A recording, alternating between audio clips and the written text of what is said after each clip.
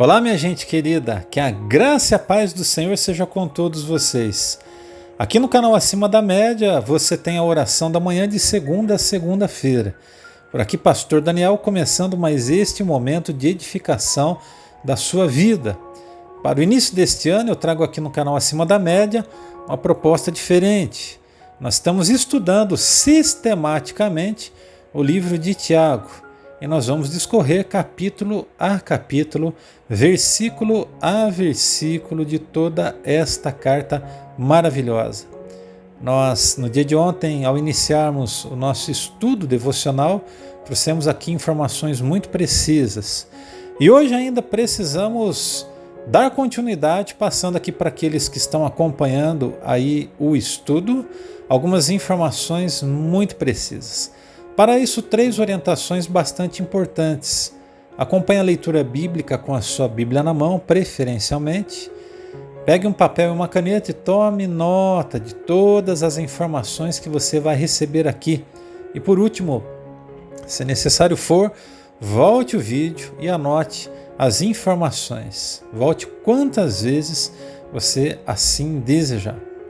O tema da oração da manhã de hoje é povo especial, sim, mas não livre de problemas. O texto que estaremos lendo é Tiago capítulo 1, versículo 1, que nos diz o seguinte: Tiago, servo de Deus e do Senhor Jesus Cristo, as 12 tribos dispersas, preste atenção nesta expressão, entre as nações, saudações. Eu vou repetir. Tiago, servo de Deus e do Senhor Jesus Cristo, as 12 tribos dispersas entre as nações, saudações. A pergunta que a gente faz nesse momento é: quem é esse Tiago, autor da carta? O autor ele se identifica no capítulo 1, versículo 1 como Tiago, e haviam 3 deles: Tiago, o apóstolo, filho de Zebedeu, irmão de João; Tiago, apóstolo, filho de Alfeu; e Tiago, irmão de nosso Senhor Jesus, filhos de José e Maria. Você tem essa informação descrita em Mateus capítulo 13, verso 55. Essa carta não poderia ser do apóstolo Tiago, filho de Zebedeu, porque este Tiago foi morto antes da carta ser escrita. Há um registro em Atos 12, 2, que deixa isso claro para nós. Tiago, filho de Alfeu, não exerceu nenhuma influência notória sobre a igreja cristã. Então essa carta, muito provavelmente, segundo os estudiosos, ela foi escrita por Tiago, irmão de nosso Senhor Jesus. Nós temos 7 informações especiais sobre Tiago. A primeira informação ela é bastante interessante e parece até contraditória, mas não é. No começo, Tiago ele não cria no Senhor Jesus. Nós temos esta informação no Evangelho de João, capítulo 7, versículo de 2 a 5, que diz o seguinte: Mas ao se aproximar a festa judaica dos tabernáculos, os irmãos de Jesus lhe disseram: Você deve sair daqui e ir para a Judéia, para que os seus discípulos possam ver as obras que você faz. Ninguém que deseja ser reconhecido publicamente age em segredo, visto que você está fazendo essas coisas. Mostre-se ao mundo, preste atenção agora, pois nem os seus irmãos criam nele. A segunda informação muito importante sobre Tiago é que mais tarde ele se tornou um proeminente líder da igreja cristã. A terceira informação é que Jesus apareceu a Tiago após a sua ressurreição. Nós temos essa descrição em 1 Coríntios capítulo 15, versículo de 3 a 8, que diz: Segundo as Escrituras, falando de Jesus, foi sepultado e ressuscitou ao 3º dia. Segundo as Escrituras, apareceu a Pedro e depois aos 12.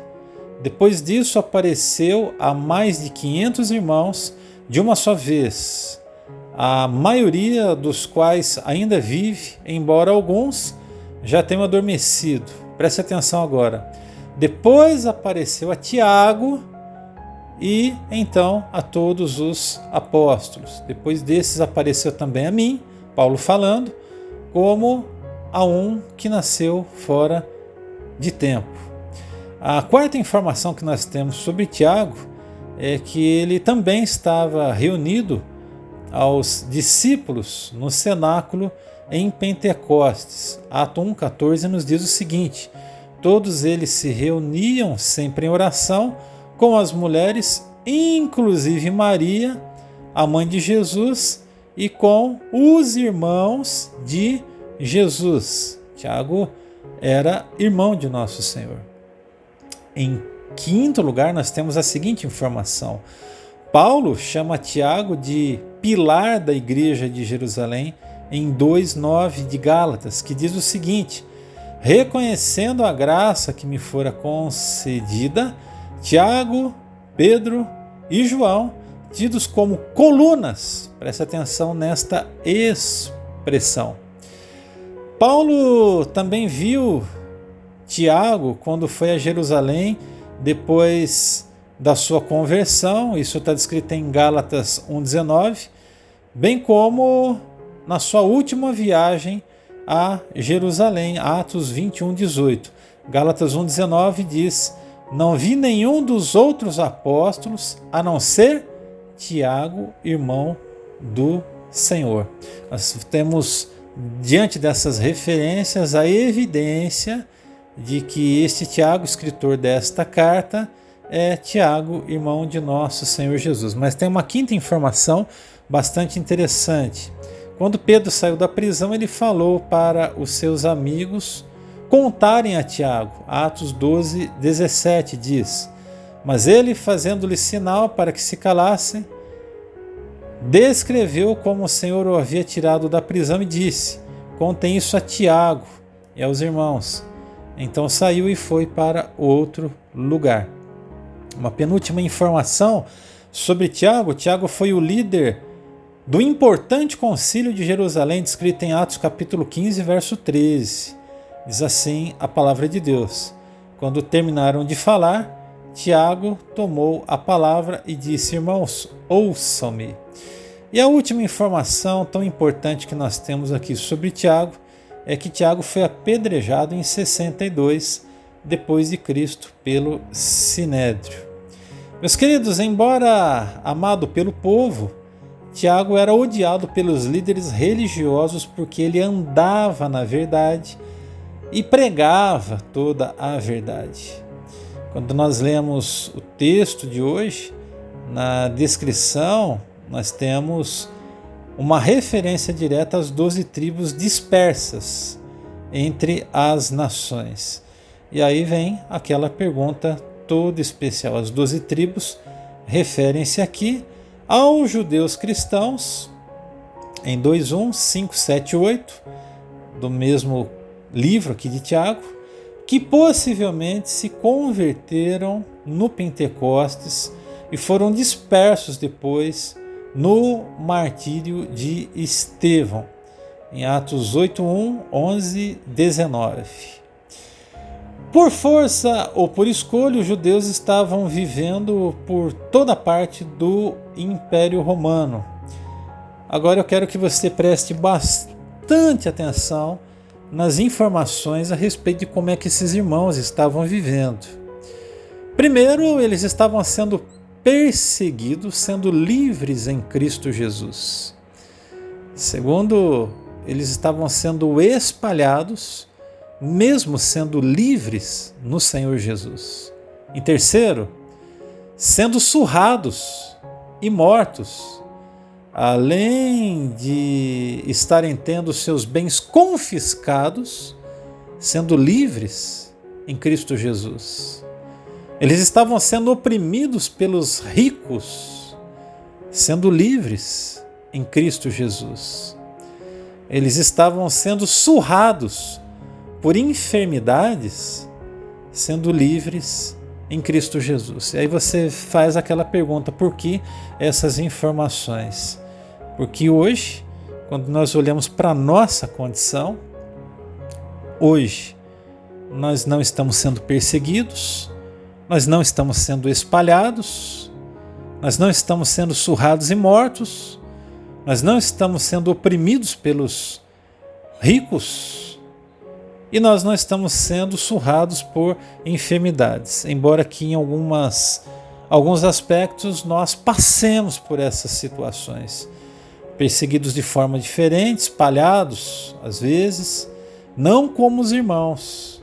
Aqui a carta foi escrita. Então eu acredito, minha gente querida, que isso tudo nos leva a refletir sobre o estilo de vida que nós estamos levando quando em se comparando com aquilo que os irmãos viveram ali no início da história da igreja cristã. Na vida cristã não somos colocados em uma redoma como muitas pessoas ensinam. Bem pelo contrário, nós somos colocados em testes, e diga-se de passagem, testes de fogo. Bom, essas informações todas, elas são muito importantes para que a gente possa então entrar nas questões práticas a partir de amanhã e darmos continuidade aqui nos nossos estudos devocionais. Em resumo, não somos poupados dos problemas, mas nós somos poupados nos problemas. Eu quero que você guarde esta expressão, a exemplo dos nossos irmãos que estavam dispersos por diversas razões que foram aqui citadas. Nós somos poupados passando pela prova. Lá o Senhor está presente ao nosso lado. Queridos, vamos então para algumas aplicações do nosso estudo de hoje. Primeiro, cristãos passam por lutas e privações. Não caia na conversa de muitas pessoas que dizem que os cristãos hoje em dia não passam por provas e por dificuldades. Isso não é verdade. Segundo, cristãos são sustentados por Deus no meio da sua prova.